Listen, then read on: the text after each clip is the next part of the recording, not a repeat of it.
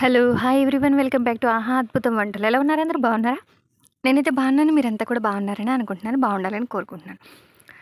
So, దసరాకి ఊర్లో ఉన్నాం కాబట్టి గేదె ఈనిందంట ఫస్ట్ తారీఖున.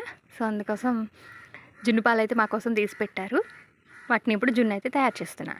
చూడండి పాలు ఎలా ఉన్నాయంటే, పాలల్లో మనం కస్టర్డ్ పౌడర్ కలుపుతాం కదా! అప్పుడు ఏ కలర్ ఉంటే ఆ కలర్ ఉంటాయి అన్నమాట జున్ను పాలు. సో, ఒక గ్లాసుడు జున్ను పాలు, ఒక గ్లాసుడు మామూలు పాలు, ఒక హాఫ్ గ్లాసు వాటర్ కలిపేసామన్నమాట. అంటే అత్తయ్య వాళ్ళకి గట్టిగా తినడం ఇష్టం ఉండదు, కొంచెం లూజ్గా తింటారు. సో అందుకోసమని ఆ గ్లాస్తో జున్ను పాలు తీసుకుని అదే గ్లాస్తో మళ్ళీ మామూలు పాలు తీసుకున్నాము, చిక్కడి పాలు. మళ్ళీ అదే గ్లాసున్నర సగం గ్లాసు నీళ్ళు తీసుకున్నాం. మొత్తం మూడింటిని జున్ను పాలు, మామూలు పాలు, నీళ్ళను మిక్స్ చేసేసి అందులోనే తరిగి పెట్టుకున్న బెల్లాన్ని కూడా కలుపుతున్నాను అన్నమాట. కొంచెం గడ్డలుగా ఉంటుంది కదా, వాటంతటిని చిదుపుతున్నాను. చక్కగా ఆ పాలలో కరగబెట్టేశాను. ఇప్పుడు బెల్లంలో కొంచెం మనకి ఎంతో కొంత తుక్కు ఉంటుంది కదా, చెత్త, కాబట్టి దాన్ని వడగడుతున్నా. అజ్జది కాస్త జల్లిడ కొంచెం పెద్దగా ఉండేసరికి కొంచెం చిన్నగా ఉన్న తుక్కుమ కూడా దిగిపోయింది. సో మళ్ళీ ఇప్పుడు టీ చిక్కన్ తోటి మళ్ళీ ఒకసారి వడగడతాను.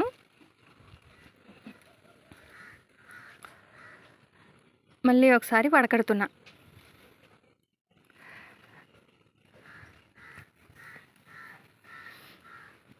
బెల్లంలో ఈ మధ్య చాలా బాగా తుక్కు చాలా వస్తుందన్నమాట, గడ్డిని అదని ఇదని. ఇలా వడకట్టుకుంటే మంచిది. అది బెల్లం కరిగిపోయింది, చక్కగా వడకట్టేశాను. ఇప్పుడు మిరియాల పొడి వేస్తున్నా. ఆ తర్వాత యాలక్కాయల పౌడర్ కూడా వేసేసాను. వేసేసి చక్కగా కలిపేసుకుని ఇప్పుడు దీన్ని ఇడ్లీ పాత్రలో పెడుతున్నా. ఇడ్లీ పాత్రలో కాస్త నీళ్లు పోసుకోవాలి.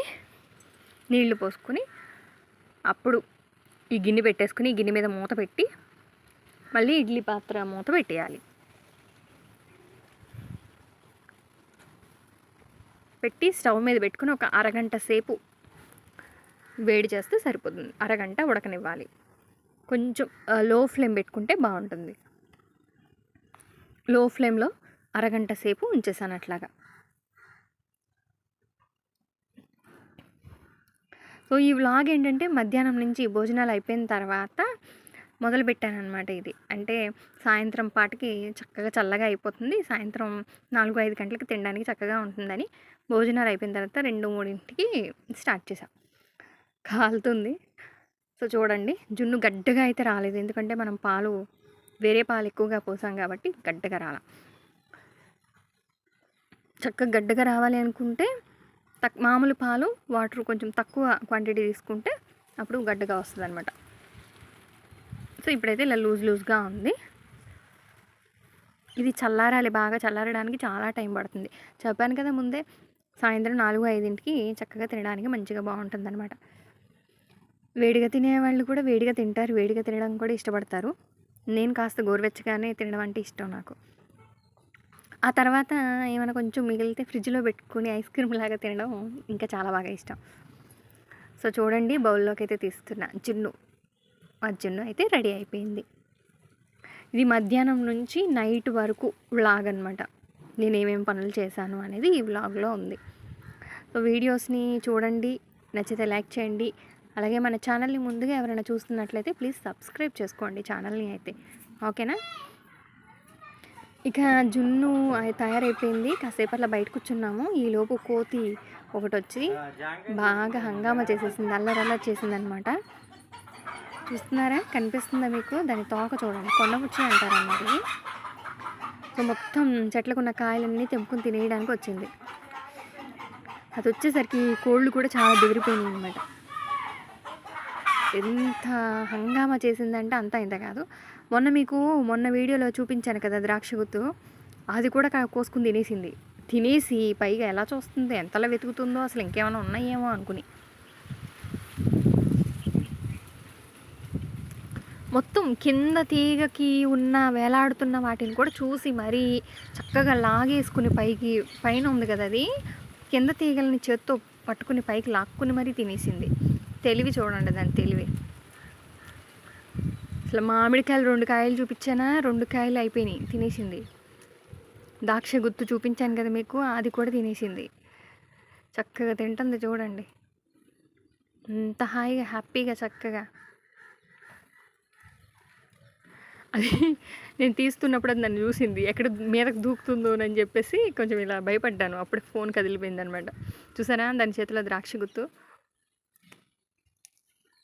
మొత్తం మొత్తం తెంపేసింది, ఉన్నాయని తెంపేసింది. అసలు ఒక 3-4 గంటల వరకు తెగ అసలు ఎంత బెదిరించినా కూడా వెళ్ళట్లేదనమాట. ఇంటి చుట్టుపక్కలే తిరుగుతూ ఉంది, ఆ చెట్టు మీద నుంచి ఈ చెట్టు మీదకి, ఇటు నుంచి అటు, అటు నుంచి ఇటు దూకుతానే ఉంది. చెట్టు చిటారు కొమ్మకి ఎక్కి దాక్కుని కూడా చూసిందనమాట. మామిడి చెట్లకి, కొబ్బరి చెట్లెక్కి ఎంత అల్లరి చేసిందంటే ఎప్పటికో కానీ వెళ్ళలేదు. దాదాపు 5 గంటల వరకు దాని ఇష్టం వచ్చినట్టు ఆటలాడించింది. చూసారా, అటు అటు దూకుతుంది, మళ్ళీ పైకి దూకుతుంది, అట్లా చేసిందనమాట. ఆ తర్వాత మధ్యలో నేను కొంచెం పొలాలకి అని చెప్పేసి పొలం చూపిద్దాం మీకు అని వచ్చాను. 4:30 ఆ టైంలో అనమాట. పొలాలు చూడండి, చిన్న పాక ఇంజన్ వేస్తారనమాట వాటర్ తోడడానికి. ఆ పాక ఇంజన్ తడిసిపోకుండా అట్లా పెడతారు. అలాగే మనకి కొంగలు అవి వచ్చినప్పుడు కూడా ఆ పాకలో కూర్చొని ఎండ తగలకుండా, మనకి వర్షం పడకుండా మన మీద ఆ పాకలో కూర్చొని కాపలా కాయచ్చు. సో ఇదెందుకు తీశాను అంటే చక్కగా చూడండి, కొబ్బరి చెట్లు, తాడి చెట్లు నీటిలో ఎంత బాగా పడ్డాయో కదా. పంట కాలువ అనమాట ఇది. ఊరికే సరదాగా అలా నడుచుకుంటూ సరే మంచిగా చూపించడానికి బాగుంటుంది కదా అన్నట్టుగా తీశాను అనమాట. గ్రద్దలు చూడండి ఆకాశంలో అన్నీ ఒకటేసారి, అది అక్కడ మొత్తానికి ఏదో చచ్చిపడి ఉంటుంది, అందుకోసం అన్నీ వచ్చినాయి అన్నమాట, పైన తిరుగుతున్నాయి అలా గ్రద్దలు. చూసారా ఆకాశంలో కనిపించాయా మీకు? ఇక అలా నడుచుకుంటూ వెళ్తున్నాము. అది చచ్చిపోయిన ఒక చచ్చిపోయిన ఒక చేపను పట్టుకొచ్చింది అనమాట, తింటుంది. దాని బిజీలో అది ఉంది. మేము చింత చెట్టు దగ్గరికి వెళ్ళి చింతకాయలు కోసాం అనమాట. పసిరికాయలు, చెట్టు నిండా ఉన్నాయి కాయలు. ఇది వచ్చేసి వరి పంట, వరి పొలాలు అనమాట. మొన్న వరదలు వచ్చాయి కాబట్టి మొత్తం బురద బురదగా అన్నట్టు అయ్యింది. ఇది వచ్చేసి తుమ్మ చెట్లు. తుమ్మ చెట్టు ఎంతమందికి తెలుసు చెప్పండి? వీటి మీద గుర్రాలు ఉండేవి, ఒకలాంటి పురుగులు, వాటికి కొమ్ములు ఉంటాయి. చిన్నప్పుడు పందాల కింద ఆడుకునేవాళ్ళం అనమాట. పందెం వేసుకోవడం, రెండు పట్టుకుని ఒకదాన్ని ఎదురుగా పెట్టి పొడుచుకోవడం, పందాలు అన్నట్టు, గుర్రపు పందాలు అలా ఆడుకునేవాళ్ళం ఆ తుమ్మ చెట్లతోటి. దాని ముళ్ళు కూడా చాలా షార్ప్ ఉంటాయి. ఇగోండి చింతకాయ అక్కడ కోసం చూపించాను కదా, ఇదే చింత చెట్టు. చెట్టు నిండా కాయలు ఉన్నాయి. ఇది ఉమ్మెత్త పువ్వు. కాయలు చూసారా, ముళ్ళుండి ఆ కాయలకి. ఇది ఒక రకమైన గడ్డి పూలు అనమాట. ఇప్పుడు పడిన వర్షాలకి బాగా మొలిచినాయి, ఎక్కడ పడితే అక్కడ కనిపిస్తుంది. అయ్యండి కాలువలో చూడండి, కాలువ కాదు ఇది చెరువు. చెరువులో చూసారా అవి ఎలా పడ్డాయో వాటి నీడ. ఇక ఇది వచ్చేసి తమలపాకులు. మీకు అంతకుముందు వీడియోలో చూపించా కదా, తమలపాకు పాదు అన్నీ కోసేసామన్నమాట. దసరా కదా, అమ్మవారికి మాల తయారు చేసి వేద్దాము అన్నట్టుగా మొత్తం కోసేసాను. ఇంకా పొలం దగ్గరికి వెళ్ళి వచ్చాక ఈ పని అనమాట. తమలపాకులు కోసేసుకొని చక్కగా మాల కట్టేసుకొని అమ్మవారి దగ్గరికి పంపించాము. లెక్క పెడుతున్నాను అనమాట ఎన్ని ఉన్నాయి అనేది. 111 అయితే బాగుంటుందని చెప్పేసి లెక్క పెడుతున్నా. ఇక గుచ్చుతున్నాను అనమాట. ఇది మామూలుగా నేను 2 ఆకులు చొప్పున గుచ్చేసాను అనమాట, మాల తయారు చేసుకున్నా. అంతేగోండి అలా పైన ఆకు పైన ఆ మాత్రం దారం కనిపించేలాగా మొత్తం దండ అయితే తయారు చేసేసాను. ఇక అమ్మవారి దగ్గరికి అయితే వెళ్తుంది అనమాట ఈ మాల. సో అలా ప్రిపేర్ చేశాను.